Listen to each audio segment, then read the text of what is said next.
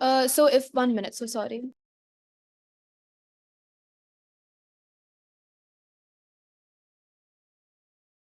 Yeah, I apologize. Okay, so I think the last sentence that Shilpi read yesterday is I never forgot that to be genuinely interested in other people is a most important quality for a salesperson to possess, for any person for that matter. So I will start from I have discovered. Sorry. I have discovered from personal experience that one can win the attention and time and cooperation of even the most sought after people by becoming genuinely interested in them. Let me illustrate. Years ago, I conducted a course in fiction writing at the Brooklyn Institute of Arts and Sciences. And we wanted such distinguished and busy authors as Kathleen Norris, Fanny Hurst, Ida Tarbell, Albert Payson, uh, Terhune, my bad, and Rupert Hughes to come to Brooklyn and give us the benefit of their experiences. So we wrote them, saying we admired their work and were deeply interested in getting their advice and learning the secrets of their success. Each of these letters was signed by about 150 students. We said we realized that these authors were busy, too busy to prepare a lecture. So we enclosed a list of questions for them to answer about themselves and their methods of work. They liked that. Who wouldn't like that? So they left their homes and traveled to Brooklyn to give us a helping hand. By using the same method, I persuaded Leslie M. Shaw, Secretary of the Treasury in Theodore Roosevelt's cabinet, George W. Wickersham, Attorney General in Taft's cabinet, William Jennings Bryan, Franklin D. Roosevelt, and many other prominent men to come talk to the students of my courses in public speaking. All of us, be we workers in a factory, clerks in an office, or even a king upon his throne, all of us like people who admire us. Take the German Kaiser, for example. At the close of World War One, he was probably the most savagely and universally despised man on this earth. Even his own nation turned against him when he fled over into Holland to save his neck. The hatred against him was so intense that millions of people would have loved to tear him limb from limb or burn him at the stake. In the midst of all this forest fire of fury, one little boy wrote the Kaiser a simple, sincere letter glowing with kindness and admiration. The little boy said that no matter what the others thought, he would always love Wilhelm as his emperor. The Kaiser was deeply touched by his letter and invited the little boy to come to see him. The boy came, so did his mother, and the Kaiser married her. That little boy didn't need to read a book on how to win friends and influence people. He knew how instinctively.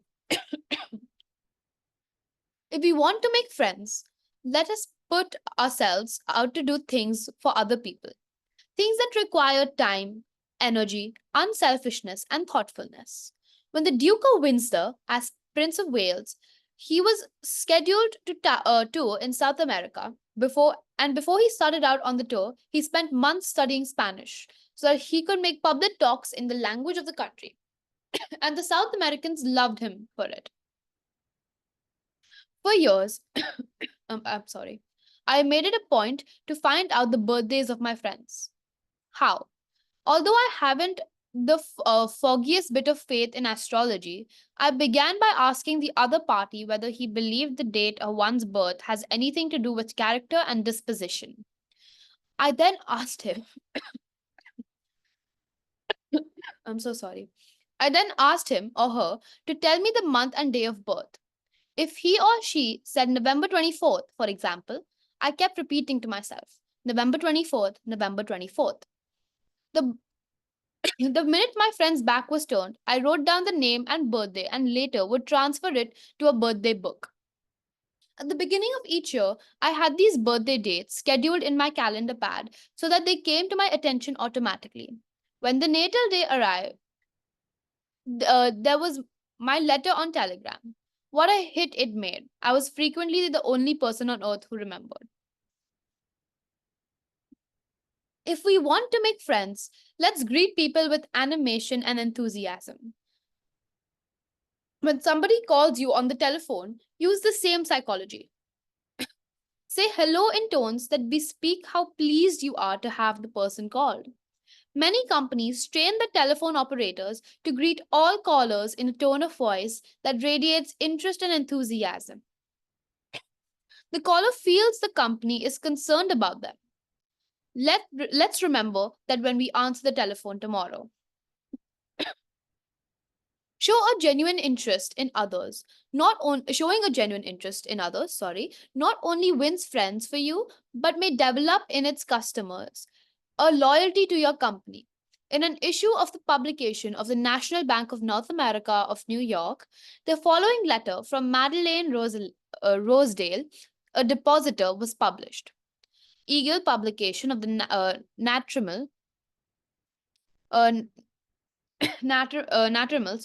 Bank of North America, New York, March 31st, 1978.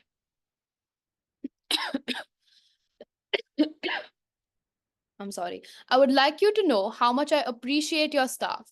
Everyone is so courteous, polite, and helpful. What a pleasure it is. After waiting on a long line to have the teller greet you pleasantly. Last year, my mother was hospitalized for 5 months.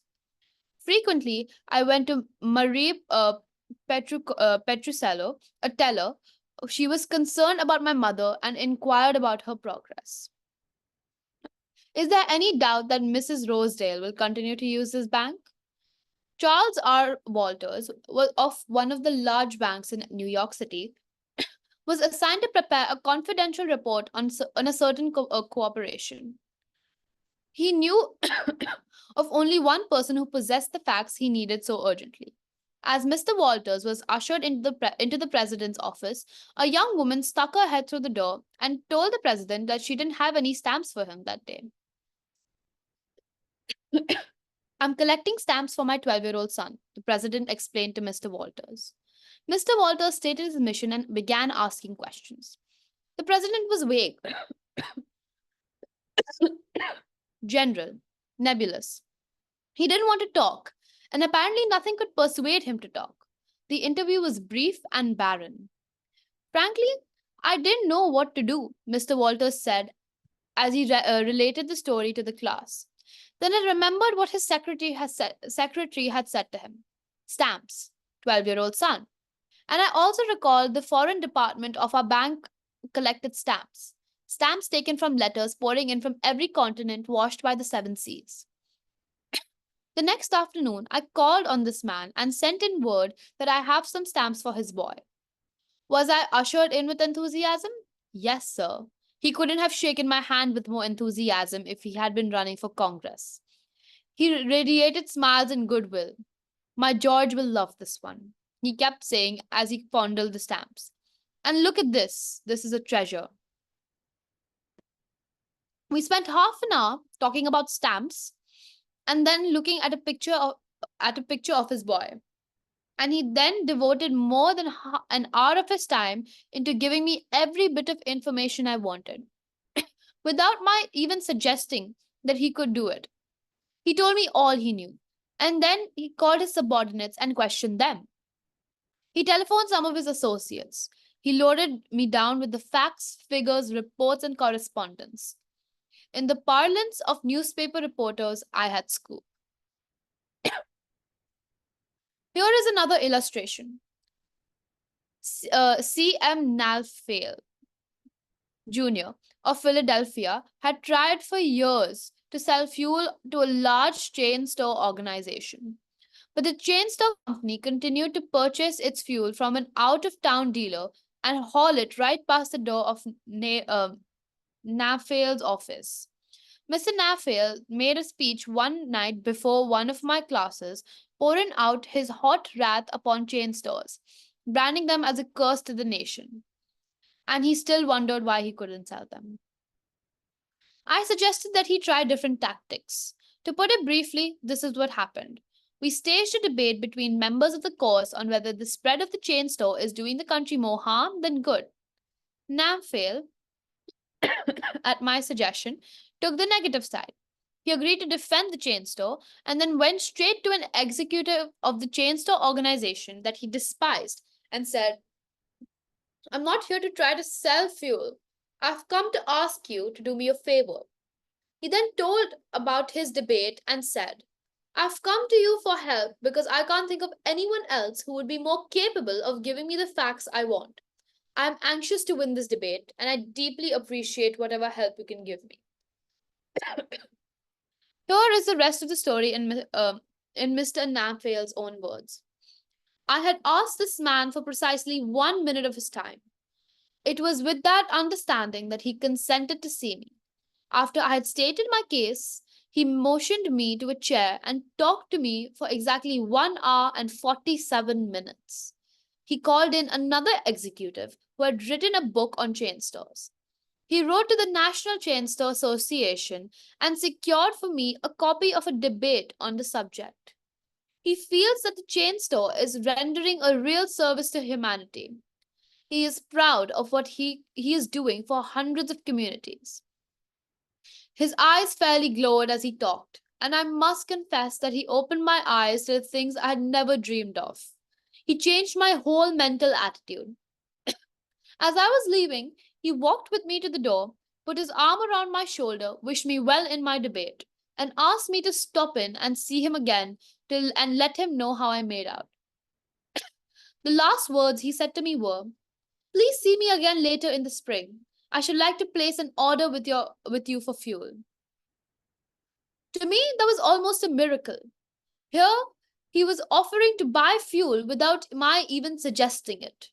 I had made more headway in 2 hours by becoming genuinely interested in him and his problems than I could have made in 10 years trying to get him interested in me and my product. You didn't discover a new truth, Mr. Namphale. For a long time ago, 100 years before Christ was born, a famous old Roman poet, Publius Sirius, remarked, We are interested in others when they are interested in us. A show of interest, as with every other principle of human relations, must be sincere. It must pay off not only the person showing interest, but for the person receiving the attention. It is a two-way street, both parties benefit. Martin Ginsburg, who took our course in Long Island, New York, reported how the special interest a nurse took in him profoundly affected his life. It was Thanksgiving Day and I was 10 years old. I was in a welfare ward of a city hospital and was scheduled to undergo major orthopedic surgery the next day. I knew that I could only look forward to months of confinement, con- uh, sorry, conve- uh, convalescence, and pain. My father was dead. My mother and I lived alone in a small apartment and we were on welfare. My mother was unable to visit me that day. As the day went on, I became overwhelmed with a feeling of loneliness, despair, and fear. I knew my mother was home alone, worrying about me, not having anyone to be with, not having anyone to eat with, and not having enough money to afford a Thanksgiving Day dinner. The tears welled up in my eyes, and I stuck my head under the pillow and pulled covers over it. I cried silently, but oh so bitterly, so much that my body racked with pain. A young student nurse heard my sobbing and came over to me. She took the covers off my face and started wiping my tears. She told me how lonely she was, having to work that day and not being able to be with her family. She asked me whether I would have dinner with her. She brought 2 trays of food: sliced turkey, mashed potatoes, cranberry sauce, and ice cream for dessert. She talked to me and tried to calm my fears. Even though she was scheduled to go off duty at 4 p.m., she stayed on her own time until almost 11 p.m. She played games with me, talked to me, and stayed with me until I finally fell asleep. Many Thanksgivings have come and gone since I was 10. But one never passes without me remembering that particular one and my feelings of frustration, fear, loneliness, and the warmth and tenderness of a stranger that somehow made it all bearable. If you want others to like you, if you want to develop real friendships, if you want to help others at the same time as you help yourself, keep this principle in mind. Principle 1. Become genuinely interested in other people. Number 5. A simple way to make a good impression.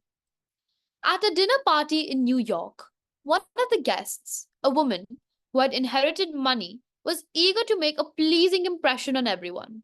She had squandered a modest fortune on sables, diamonds, and pearls, but she hadn't done anything, whatever about her face. It radiated sourness and selfishness. She didn't realize what everyone knows, namely, that the expression one wears on one's face is far more important than the clothes one wears on one's back. Charles Schwab told me his smile had been worth $1 million, and he was probably understanding the truth. For Schwab's personality, his charm, his ability to make people like him were almost wholly responsible for his extraordinary success. And one of the most delightful factors in his personality was his captivating smile. Actions speak louder than words. And a smile says, I like you. You make me happy. I'm glad to see you. That's why dogs make such a hit. They're so glad to see us that they almost jump out of their skins. So naturally, we are glad to see them. A baby's smile has the same effect. Have you ever been in a doctor's waiting room and looked around at all the glum faces waiting impatiently to be seen? Dr. Stephen K. Sproul, a veterinarian in Raytown, Missouri, told a typical spring day when his waiting room was full of clients waiting to have their pets inoculated. No one was talking to anyone else, and all were probably thinking of a dozen other things that they would rather be doing than wasting time sitting in that office. He told one of our classes there were 6 or 7 clients waiting when a young woman came in with a 9-month-old baby and a kitten. As luck would have it, she sat down next to a gentleman who was more than a little distraught about the long wait for service. The next thing he knew, the baby just looked up at him with a great big smile that is so characteristic of babies. What did the gentleman do? Just what you and I would do, of course. He smiled back at the baby. Soon he struck up a conversation with the woman about her baby and his grandchildren. And soon the entire reception room joined in, and the boredom and tension were converted into a pleasant and enjoyable experience. An insincere grin? No, that does not fool anyone. We know it is mechanical and we resent it. I am talking about a real smile, a heartwarming smile, a smile that comes from within, and the kind of smile that will bring a good price in the marketplace. Professor James V. McConnell, a psychologist in the University of Michigan, expressed his feelings about a smile. People who smile, he said, tend to manage, teach, and sell more effectively and to raise happier children. There's a far there's far more information in a smile than a frown. That's why encouragement is a much more effective teaching device than punishment. Excuse me, sorry. The employment manager of a large New York department store told me she would rather hire a sales clerk who hadn't finished grade school if he or she has a pleasant smile than hire a doctor of philosophy with a somber face. The effect of a smile is powerful, even when it's unseen. Telephone companies throughout the United States have a program called Phone Power, which is offered to employees who use the telephone for selling their services or products. In this program, they suggest that you smile when talking on this phone. Your smile comes through your voice. Robert Cryer, manager of a computer department for a Cincinnati, Ohio company, told how he had successfully found the right applicant for a hard to fill position. I'm so sorry. I was desperately trying to recruit a PhD in computer science for my department. I finally located a young man with many ideal qualifications who was about to be graduate from Purdue University. After several phone conversations, I learned that he had several offers from other companies, many of them larger and better known than mine. I was delighted when he accepted my offer and he started on the job. I asked him why he had chosen us over the others. He paused for a moment and then he said, I think it was because managers in the other companies spoke on the phone in a cold business-like manner, which made me feel like just another transaction. Your voice sounded as if you were glad to hear from me, that you really wanted me to be a part of your organization. You can be assured I am still answering the phone with a smile. The chairman of the board of directors of one of the largest rubber companies in the United States told me that according to his observations, people rarely succeed at anything unless they have fun doing it. This industrial leader doesn't put much faith in the old adage that hard work alone is the magic key that will unlock the door to our desires. I have known people, he said, who succeeded because they had a rip roaring good time conducting their business. Later, I saw those people change as the fun became work. The business had grown dull. They lost all joy in it and they failed. You must have a good time meeting people if you expect them to have a good time meeting you. I have asked thousands of business people to smile at someone every hour of the day for a week and then come to class and talk about the results. How did it work? Let's see. Here's a letter from William B. Steinhardt, a New York stockbroker. His case isn't isolated. In fact, it's cases. I have been married for over 18 years, wrote Mr. Steinhardt. And in all the time, I seldom smiled at my wife or spoke 2 dozen words to her from the time I got up until the time I was ready to leave for business. I, I was one of the worst grouches who ever walked down Broadway. When you asked me to make a talk about my experience with smiles, I thought I would try it for a week. So the next morning, while combing my hair, I looked at my glum mug in the mirror and said to myself, Bill, you are going to wipe the scowl off that sour past of yours today. Sorry, you are going to smile and you are going to begin right now. As I sat down for breakfast, I greeted my wife with good morning, my dear, and smiled as I said it. You warned me that she might be surprised. Well, you underestimated her reaction. She was bewildered, as she was shocked. I told her that in the future she could expect this as a regular occurrence, and I kept it up every morning. This changed attitude of mine brought more happiness into our home in the 2 months since I started there than there were during the last year. As I leave for my office, I greet the elevator operator in the apartment house with a good morning and a smile. I greet the doorman with a smile. I smile at the cashier in the subway booth when I ask for change. As I stand on the floor of the stock exchange, I smile at people who, until recently, never saw me smile. I soon found that everybody was smiling back at me. I treat those who come to me with compliments or grievances in a cheerful manner. I smile as I listen to them, and I find that adjustments are accomplished much easier. I'm sorry. I find that smiles are bringing me dollars, many dollars every day.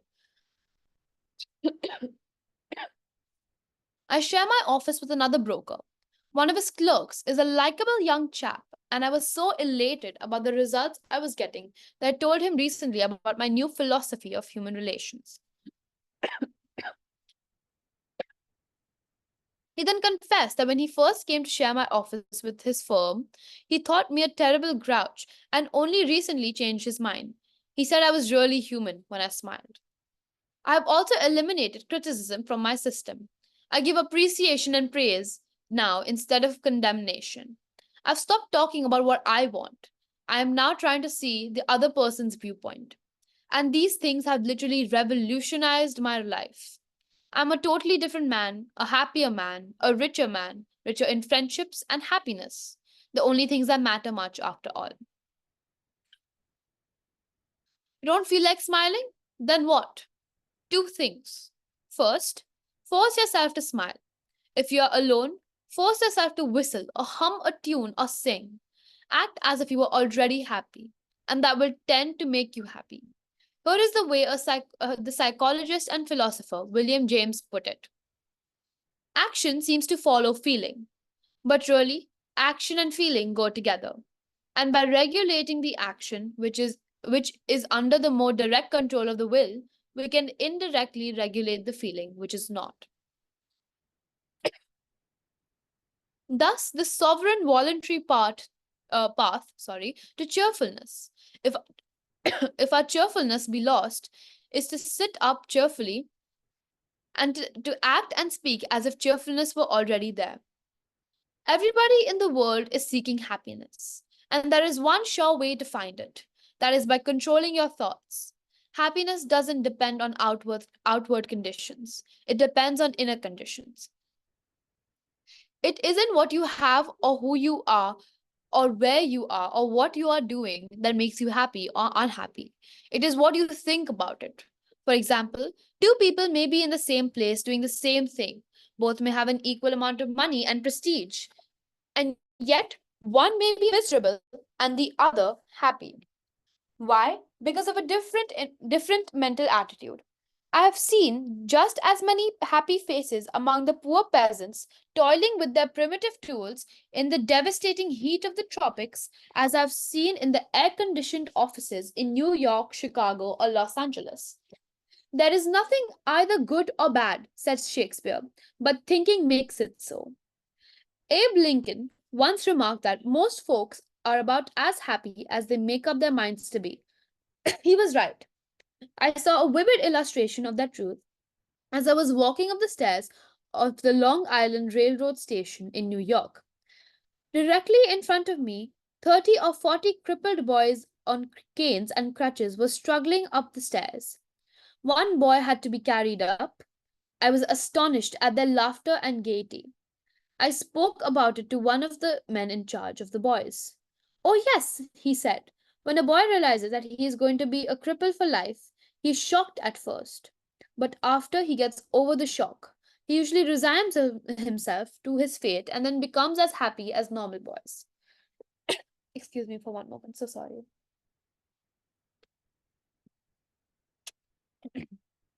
Yeah. I felt like taking my hat off to those boys. They taught me a lesson I hope I shall never forget. Working all by oneself in a closed off room in an office not only is lonely, but it denies one the opportunity of making friends with other employees in the company. Senora Maria Gonzalez of, of Guadalajara, Mexico, had such a job. She envied the shared comradeship of other people in the company as she heard their chatter and laughter. As she passed them in the hall during the first weeks of her employment, she shyly looked the other way. After a few weeks, she said to herself, Maria, you can't expect those women to come to you. You have to go out and meet them. The next time she walked to the water cooler, she put on her brightest smile and said, Hi, how are you today? To each of the people she met. The effect was immediate. Smiles and hellos were returned. The hallway seemed brighter, the job friendlier.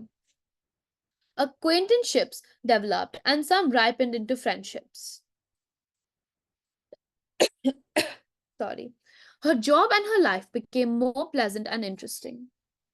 But peruse this bit of sage advice from the essayist and publisher Albert Hubbard. But remember, pursuing it won't pursuing it won't do you any good unless you apply it. Whenever you go out of doors, draw the chin in, carry the crown of the head high, and fill the lungs to the utmost. Drink in the sunshine, greet your friends with a smile, and put soul into every hand clasp. Do not fear being misunderstood and do not waste a minute thinking about your enemies. Try to fix firmly in your mind what you would like to do, and then without veering off direction, you will move straight to the goal. Keep your mind on the great and splendid things you would like to do. And then, as the days go gliding away, you will find yourself unconsciously seizing upon the opportunities that are required for the fulfillment of your desire. Just as the coral insect takes from the running tide the element it needs. Picture your mind the able, earnest, useful person you desire to be. And the thought you hold is hourly transforming you into that particular individual. Though a thought is supreme, preserve a right mental attitude, the attitude of courage, frankness, and good cheer. To think rightly is to create. All things come through desire, and every sincere prayer is answered. We become like that on which our hearts are fixed. Carry your chin in and the crown of your head high. We are gods in the chrysalis. The ancient Chinese were a wise lot, wise in the way of the world, and they had a proverb that you and I ought to cut out and paste inside our hat. It goes like this: a man without a smiling face must not open a shop. Your smile is a messenger of your goodwill. Your smile brightens, the lives of all who see it. To someone who has seen a dozen people frown, scowl, or turn their faces away, your smile is like the sun breaking through the clouds, especially when that someone is under pressure from his boss, customers, his teachers, or parents, or children. A smile can help him realize that all is not hopeless, that there is joy in this world. Some years ago, a department store in New York City, in recognition of the pressures its sales clerks were under during the Christmas rush, presented the readers of its advertisements with the following homely philosophy. Sorry, please excuse me.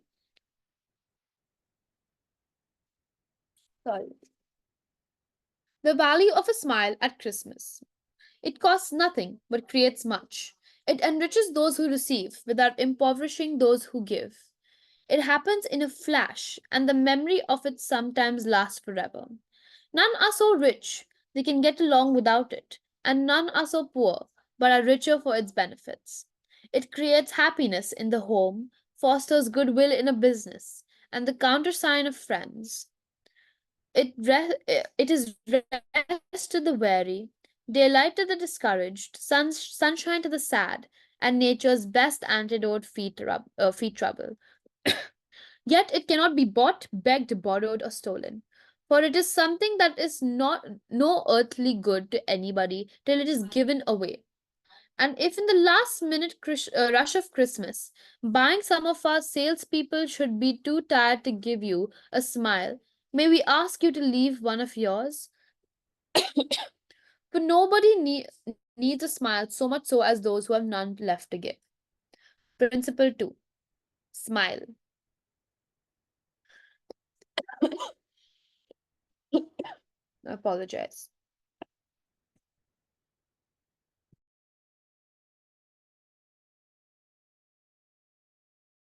I'm so sorry. Yeah. 6. If you don't do this, you are headed for trouble. Back in 1898, a tragic thing happened in Rockland County, New York. A child had died, and on this particular day, the neighbors were preparing to go to the funeral. Jim Farley went out to the barn to hitch up his horse.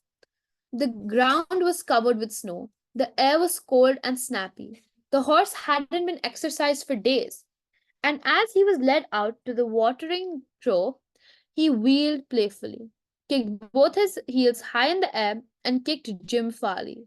So the little village of Stony Point had two funerals that week instead of one.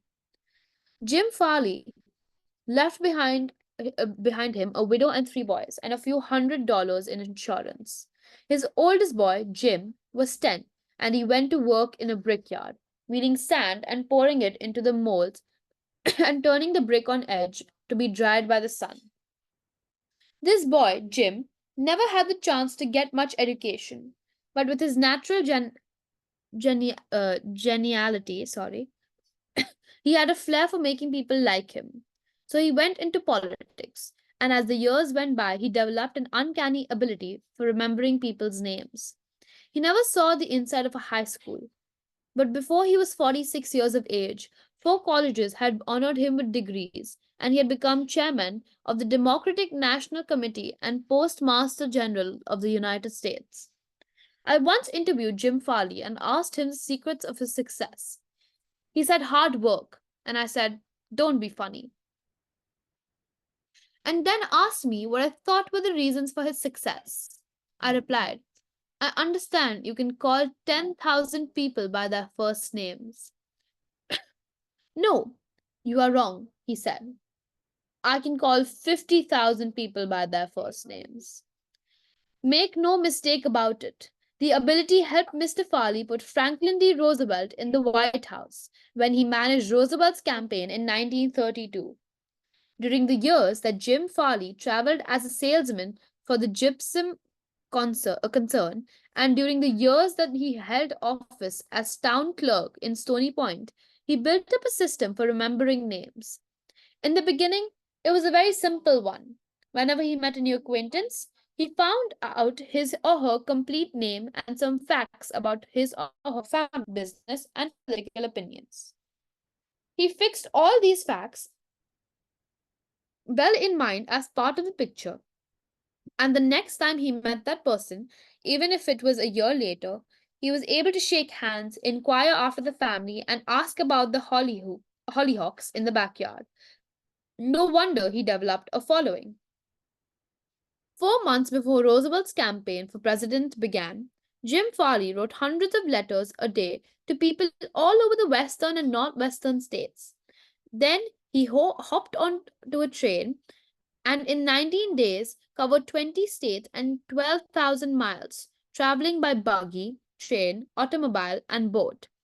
He would drop into town, meet his people at lunch or breakfast, tea or dinner, and give them a heart to heart talk. Then he'd dash off again on another leg of his journey. As soon as he arrived back east, he wrote to one person in each town he had visited, asking for a list of all the guests to whom he had talked. The final list contained thousands and thousands of names. Yet each person on that list was paid the subtle flattery of getting a personal letter from James Farley. These letters began Dear Bill or Dear Jane, and they were always signed Jim. Jim Farley discovered early in life that the average person is more interested in his or her own name than in all other names on earth put together. Remember that name and call it easily, and you have you've paid a very subtle and very effective compliment. But forget it or misspell it, and you have been placed yourself at a sharp disadvantage. For example, I once organized a public speaking course in Paris and sent form letters to all the American residents in the city. French typists with apparently little knowledge of English filled in the names and naturally they made blunders.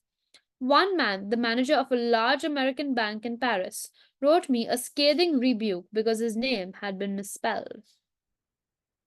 Sometimes it is difficult to remember a name, particularly if it's hard to pronounce. Rather than even trying to learn it, many people ignore it or call the person by an easy nickname. Sid Levy called a customer for some time whose name was Nicodemus Papadoulis. Most people just called him Nick, Levy told us. I made a special effort to say his name on several times to myself before I made my call. When I greeted him by his full name, Good afternoon, Mr. Nicodemus Papadoulis, he was shocked. For what seemed like several minutes, there was no reply from him. Finally, he said with tears rolling down his cheeks, Mr. Levy, in all the 15 years I've been in this country, no one has ever made the effort to call me by my right name. What was the reason for Andrew Carnegie's success? Sorry. He was called the Steel King, yet he himself knew little about the manufacture of steel. He had hundreds of people working for him who knew far more about steel than he did. But he knew how to handle people, and that is what made him rich. Early in life, he showed a flair for organization, a genius for leadership. By the time he was 10, he too had discovered the astounding importance for people's place on their own name, and he used that discovery to win cooperation. To illustrate, when he was a boy back in Scotland, he got a hold of a rabbit, a mother rabbit. Presto. He soon had a whole nest of little rabbits and nothing to feed them. But he had a brilliant idea. He told the boys and girls in the neighborhood that if they would go out and pull enough clover and dandelions to feed the rabbits, he would name the bunnies in their honor.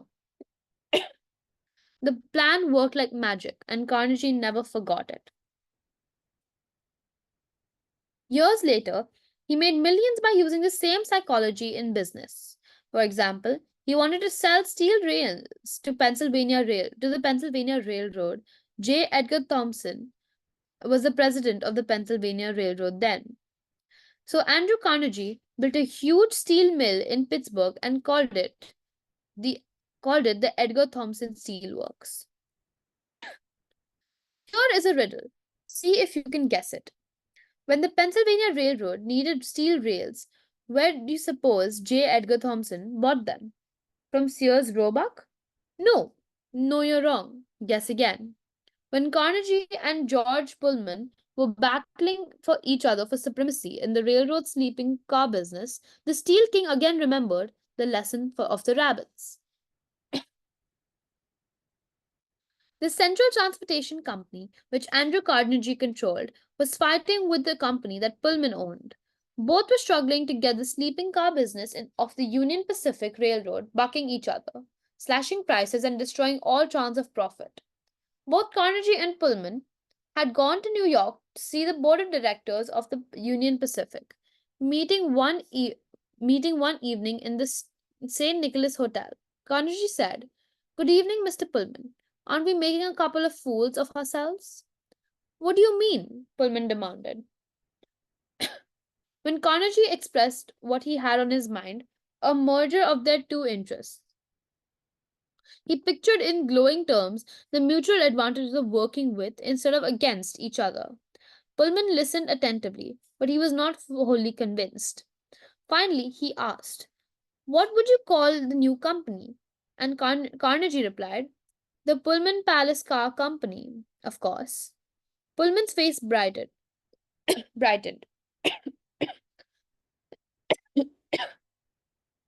"Come into my room," he said. "Let's talk it over."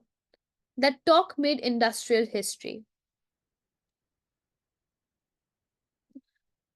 This policy of remembering and honoring the names of his friends and associates was one of the secrets of Andrew Carnegie's leadership. He was proud of the fact that he could call many of his factory workers by their first names, and he boasted that while he was personally in charge, no strike ever disturbed his flaming steel mills. Um, if that's all right, can I ask you guys about like the summary of today? Um, Tanmay, if I'm not wrong, and Taranjeet.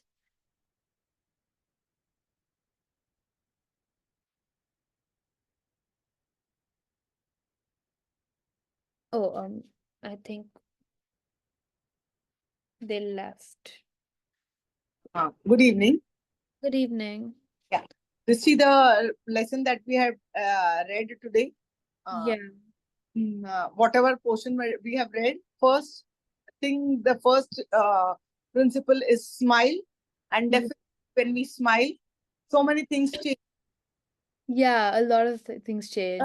Like I am in too much of stress, but a smile from an unknown person will definitely make me feel very nice. And Yeah, it like is every time. so that is one thing I would say. And Mhm. for people by first name, this is what I have followed through my life. I'm reading it for the first time, but I've Okay. followed it through my life. My children like spread throughout the world. Yeah. Like they can still remember that ma'am will call us by first name, even though now am growing old, so I get confused by their batches. In which batch was he? Yeah. But definitely name. I would love that. I will call them by their first name, and my memory is slowly and slowly fading. But Mhm. till date, it is still good. And Yeah. like yesterday being day before yesterday being Teachers' Day, so many of the children like some called because many of them are staying in different time zones. Yeah. So they were calling, and it was really a pleasure hearing them. Hmm. And they will tell, "Ma'am, you still remember us? Ma'am, you still remember about our family?" I asked them how your parents doing, or how your brother and sister who was there, Yeah. they doing. So they really feel very nice about it. Yeah. I think so. This is one very good way of connecting with uh, the children, with anyone actually. Yeah. I had a child who's like they were three brothers and one sister, Mm-hmm. and the parents were illiterate. Okay. So when the child was there, the eldest child was there. Was there in my class in standard fourth. So his father came and he told me, "Ki, I will put a thumb impression." I said, "Nothing. You will have to write the signature." Yeah. So I wrote it for him in Hindi and I told him, "You copy ditto. Whatever I've written, you copy." Yeah. And like till date, I call them Ajay, Vijay, or Sanjay, any one of them. I call Yeah. them their full name. Ajay is Lata Prasad Vishwakarma. They laugh. You still remember our father's name? I said, "Yes, I still remember your father." Because your father, whenever he meets me, he touches my feet and I feel very shy because I'm too younger to him. But Okay. ma'am, you were the one who coaxed me. नहीं, हम अंगूठा नहीं लेंगे, हमारे को अपने sign करके देना. So that was it. This is something I wanted to share. So Yeah. definitely names make a huge difference. It really do. It like makes like an instant connection between the people. Yes, it's right, true, very true. Yeah. This is what I understood from this whatever we have studied. Yeah. It was really nice. Like smiling at everyone just makes someone's day brighter as well. Like no matter what you might be going through, just one smile and everyone will feel better. Yes. No, I'm called the smiling lady by my friends and acquaintances. Whoever knows me, they'll say, Yeah. "I've never seen a frown on her face." Like always, she might be in stress, or we can never make out that she's sad or she's stressed. Even my own children, they'll say, "You are crying, like it's so much of stress is there, but then also you're laughing. What's the reason?" I said something, or like I have it and I have to consume it in myself only. If I share it with you, you will also become sad, which I don't. Yeah. So, smile really helps you. It really does. Yeah. Okay.